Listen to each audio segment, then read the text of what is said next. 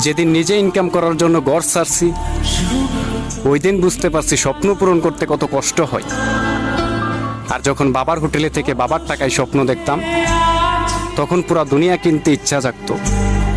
আর এখন তো নিজে ইনকাম করে নিজের ইনকাম দিয়ে একজোড় স্যান্ডেল কিনতে গেলে 10 বার মানিব্যাগের দিকে তাকায়া 40 বার হিসাব মিলাইতে হয়।